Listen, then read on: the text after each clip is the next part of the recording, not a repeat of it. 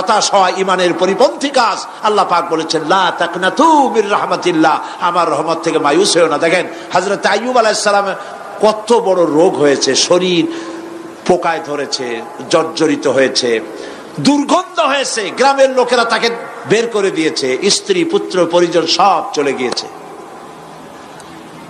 এমনকি জিহ্বায় যখন পোকা ধরল, হযরত আইয়ুব আলাইহিস সালাম আল্লাহ রাব্বুল আলামিনের দরবারে ফরিয়াদ করলেন, আন্নী মাসসানিয়াদ-দুররু ওয়া আনতা আরহামুর রাহিমিন। আয় আল্লাহ, আমি অসুস্থ হয়ে পড়েছি, আমি রোগাক্রান্ত হয়েছি, আর তোমার নাম রহমান রহিম, তুমি আমাকে রোগ মুক্ত করো। হযরত আইয়ুব আলাইহিস সালাম আল্লাহর দরবারে ফরিয়াদ করলেন, রব্বুল আলামিন সারা শরীরে পোকায় জর্জরিত হয়ে গেছে, এখন আমার জিহ্বায় পোকা ধরেছে, মাবুদ গো আমি তোমার কাছে ফরিয়াদ করি, আমার জিহ্বায় পোকা দিও না, কারণ জিহ্বাটাও যদি নষ্ট হয়ে যায় তাহলে তোমার মতো আল্লাহর জিকির আমি কি দিয়া করব। হযরত আইয়ুব আলাইহিস সালাম আল্লাহ পাকের কাছে যখন এ ধরনের ফরিয়াদ জানালেন, রব্বুল আলামিন তাকে তার রোগ মুক্ত করে দিলেন, তার স্ত্রী পুত্র সব আল্লাহ রব্বুল আলামিন ফিরাইয়া দিলেন। সুবহানাল্লাহ। সুতরাং মুমিন ব্যক্তি, কোরআন শরীফে সব আছে, কোরআনের মতো শ্রেষ্ঠ ওয়াজের কিতাব পৃথিবীতে আর শুধু বোঝার দরকার। বিপদে যত বড় বিপদ আসুক, কোন বিপদে মুমিন ধৈর্য হারাবে না। হযরত ইয়াকুব আলাইহিস সালামের ছেলে ইউসুফ আলাইহিস সালামকে যখন তিনি হারায় ফেললেন, তিনি অধৈর্য হয়ে গেছিলেন নাকি? অধৈর্য হন নাই। কারণ আমি আমার বক্তৃতার সূচনায় বলেছি, আমরা কল্যাণ বুঝি না, অকল্যাণও বুঝি না। কোন বিপদ আসলে পরে আমরা হয়রান হয়ে যাই, কিন্তু বিপদের মধ্যে কল্যাণ আছে আমরা তা বুঝতে পারি না। কথা বুঝে আসছে? হযরত ইউসুফ আলাইহিস সালামকে কুয়ার ভিতরে ফেলে দেওয়া হলো। 11 ভাই মনে করেছে কুয়ার ভিতরে ফেলে দিয়া ইউসুফ আলাইহিস সালামকে মেরে ফেললাম, কিন্তু তারা বোঝে নাই আসল কামটা কি হয়েছে। এটা তো কুয়া নয়, এটা একটা টানেল, এটা একটা সুড়ঙ্গ। একদিকে কেনান হলো তার এক মুখ, ওই সুড়ঙ্গের এক মুখ হলো কেনানের। কেনান ইউসুফ আলাইহিস সালামকে ফেলে দেওয়া হলো কুয়ার ভিতরে মারার জন্যে, কিন্তু আল্লাহ পাকের ইচ্ছা ইউসুফ আলাইহিস সালাম মরবে না। এই টানেলের অপর প্রান্ত মিশরের সিংহাসনের টানেলের এপার দিয়া ইউসুফ আলাইহিস সালামকে ঢুকালেন, অপর প্রান্তে মিশরের সিংহাসনে ইউসুফকে আল্লাহ বসায়া দিলেন। হযরত ইয়াকুব ছেলের জন্য অধৈর্য হলেন না। যখন তিনি খবর পেলেন ছেলে বাঘে খেয়ে ফেলেছে, তিনি তখন বলেছেন, ফাসাবুরুন জামিলুন আসাল্লাহু আইয়াতিয়ানি বিহিম জামিআ ইন্নাহু হুয়াল আলিমুল হাকীম।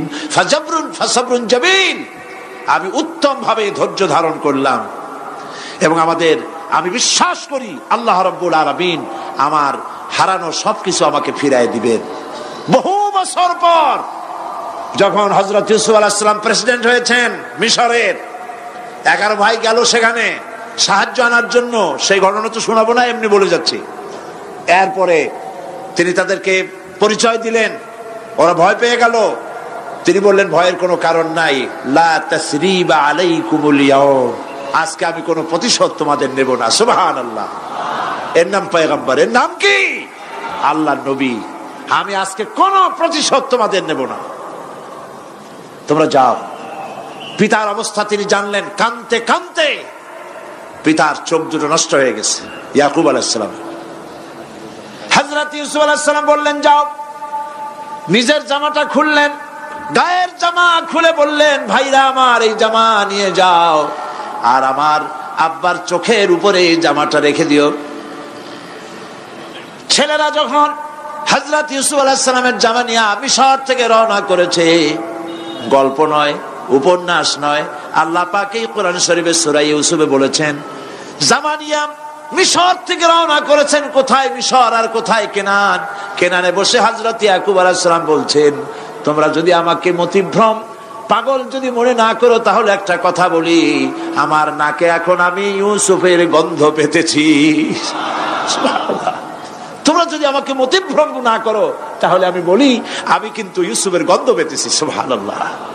হযরত ইউসুফ আলাইহিস সালামের জামা এনে ভাইরা যখন হযরত ইউসুফের চোখের উপরে রেখে দিলেন, হযরত ইয়াকুবের দুটো চোখ সাথে সাথে আল্লাহ ভালো করে দিলেন। ফাসবরুন জামিল, ধৈর্য ধরো। ঈমানদার ব্যক্তি আশার উপরে তার জীবন বাঁচে, কারণ যত বড় বিপদ আসুক না কেন আশ্রয় পাওয়ার একটা জায়গা আছে, তার নাম হলো আল্লাহ। নাম কি? বলেন আল্লাহ। সবাই বলেন আল্লাহ আল্লাহ আল্লাহ আল্লাহ। হযরত ইউনূস আলাইহিস সালাম মাছটাকে গিলে ফেলে দিল, মাছটাকে গিলে মাটির অতল তলদেশে চলে গেছে। এত বড় বিপদ পৃথিবীর কোন মানুষের হতে পারে নাকি? বলেন, কি বলেন? মাছের পেটের ভিতরে জানালা নাই, দরজা নাই, বেরোবার কোনো পথ নাই, মাছ গেছে পানির অতল তলদেশ। আল্লাহ পাক কোরআন শরীফের ভিতরে মানুষকে শোনান, আল্লাহ ওয়াজ করছেন। সুবহানাল্লাহ বলেন। আল্লাহ পৃথিবীর মানুষকে ওয়াজ করছেন, দুনিয়ার মানুষকে শোনান। আমার ইউনূস তো ধৈর্য হারা হয় নাই। ওয়াযান্নুন ইয যাহাবা মুগাদিবান ফাযান্না আন লান নাকদিরা আলাইহি فنادى في الظلمات أن لا إله إلا أنت سبحانك إني كنت من الظالمين فنادى في الظلمات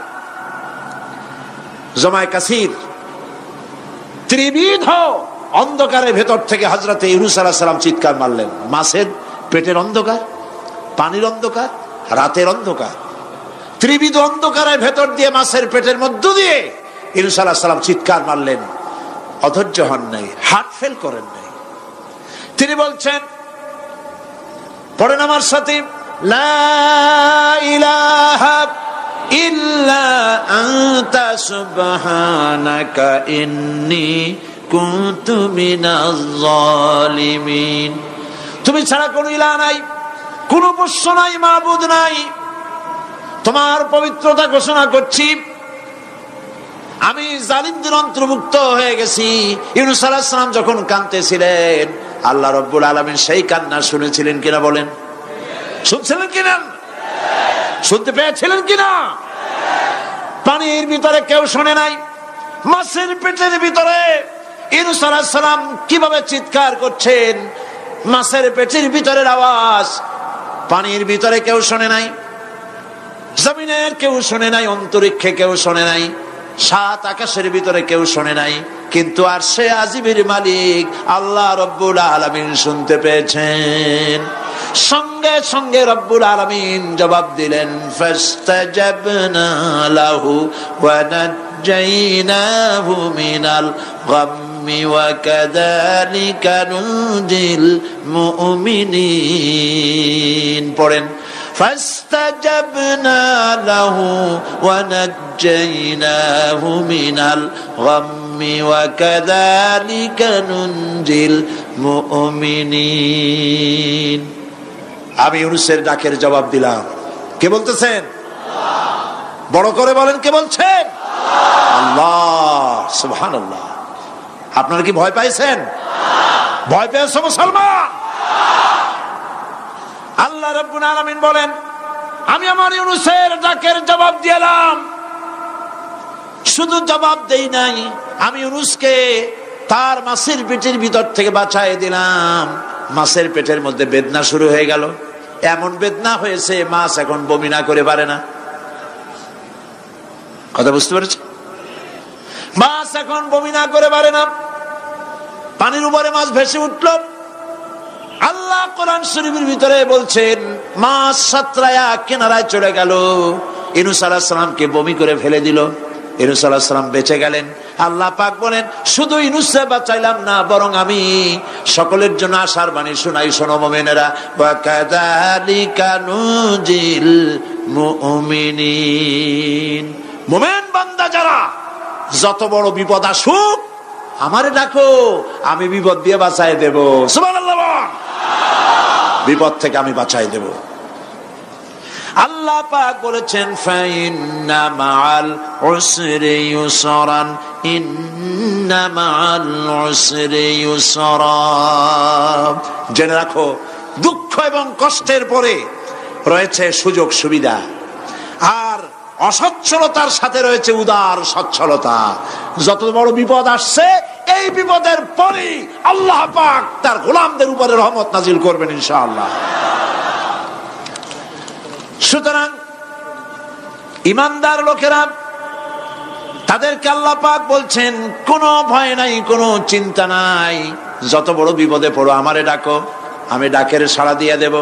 সবাই আল্লাহরে ডাকেন, সুবহানাল্লাহ ওয়ালহামদুলিল্লাহ লা ইলাহা ইল্লাল্লাহ। জোরে পড়েন সুবহানাল্লাহ ওয়ালহামদুলিল্লাহ লা ইলাহা ইল্লাল্লাহ, সুবহানাল্লাহ ওয়ালহামদুলিল্লাহ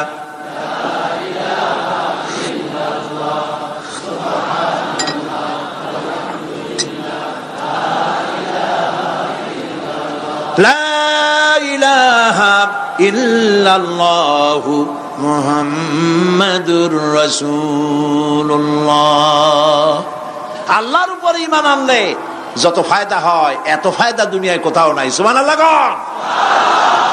আল্লাহর উপর ঈমান আনার ৫ম নম্বরের ফায়দা কয়টা বলছি? 5টা বলছি। আপনাদের অসুবিধা হচ্ছে নাকি? তাড়াতাড়ি শেষ করতেছি। 6টা বলবো, এ হলো ৫ম নম্বর। তারপর আমরা দোয়া করব। দোয়ার দরকার আছে কিনা এই সময়? ৫ম নম্বরে আল্লাহর উপর ঈমান আনলে পরে আরেকটি বড় ফায়দা, সেটা হলো কঠিন এবং কঠোর বিপদে আল্লাহ পাক তার মধ্যে অবিচলতার এবং ধৈর্য ধরার তৌফিক দিয়ে দেন। সুবহানাল্লাহ।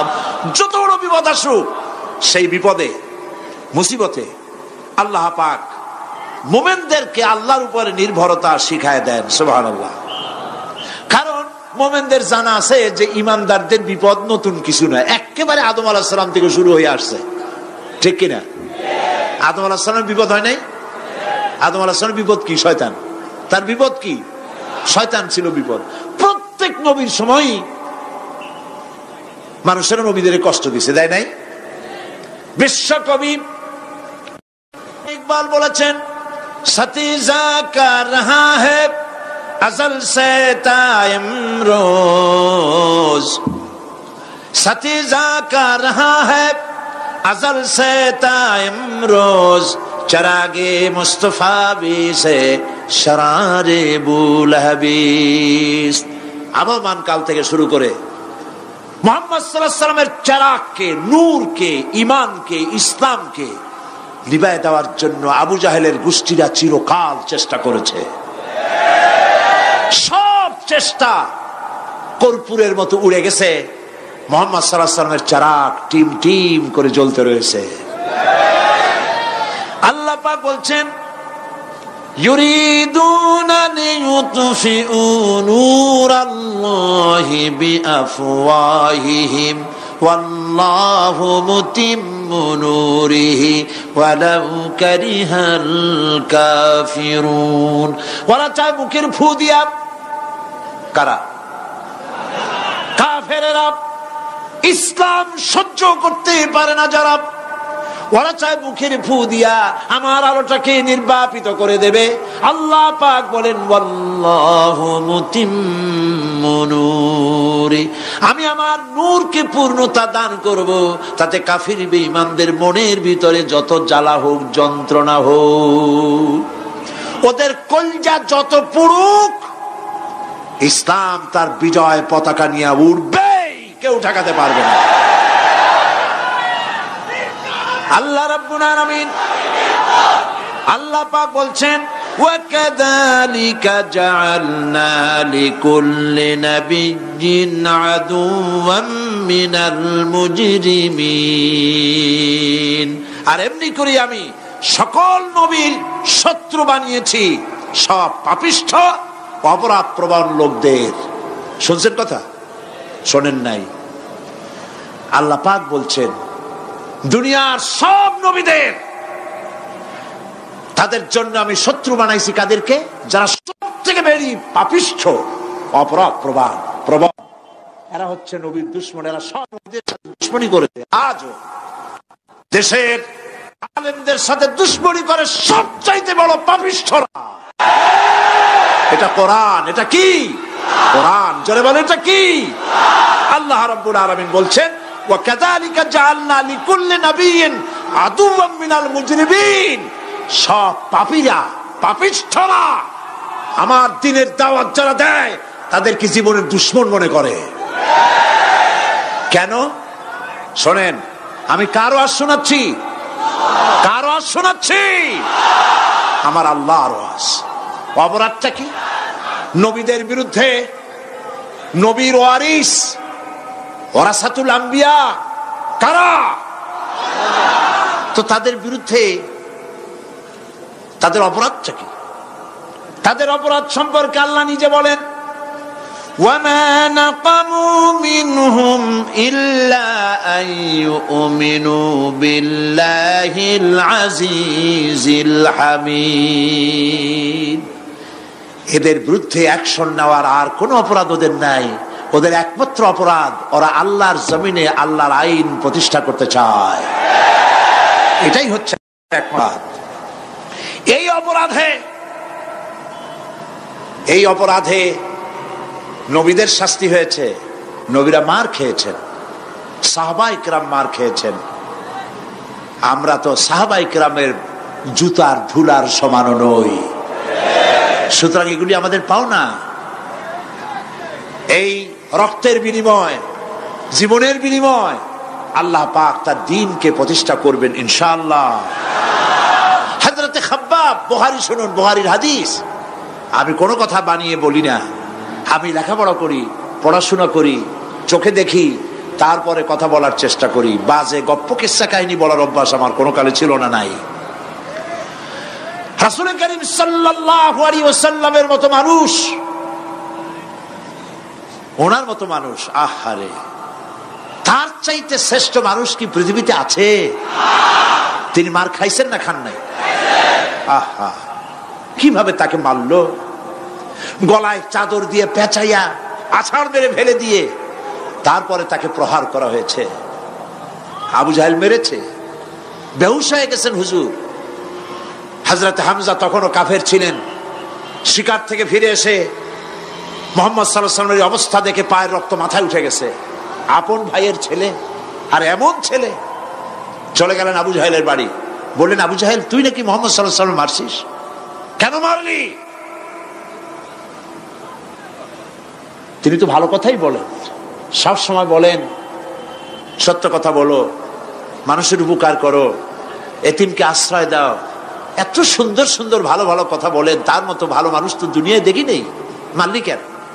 তুই কি মনে করছিস যে আব্দুল্লাহ মারা গেছে বলে এতিম হয়ে গেছে মুহাম্মদ সাল্লাল্লাহু আলাইহি ওয়াসাল্লাম? তোর মনে রাখা উচিত আব্দুল্লাহ মারা গেছে, হামজা মরে নাই। হযরত হামজা ধনুক বাইর করলেন, এক বাড়ি মারলেন মাথার উপরে, মাথা ফাটা রক্ত বেরিয়ে গেল।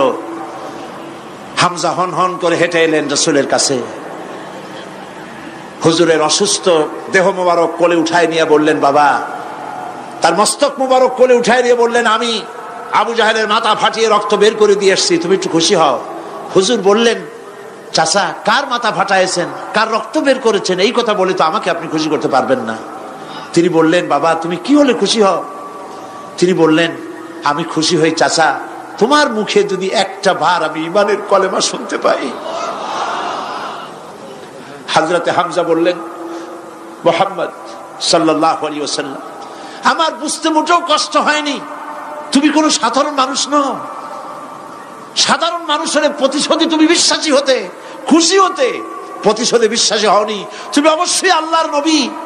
আমি আল্লাহকে সাক্ষী রেখে, আমি তোমাকে সাক্ষী রেখে ঈমানের কালেমা ঘোষণা করছি, লা ইলাহা ইল্লাল্লাহু মুহাম্মাদুর রাসূলুল্লাহ।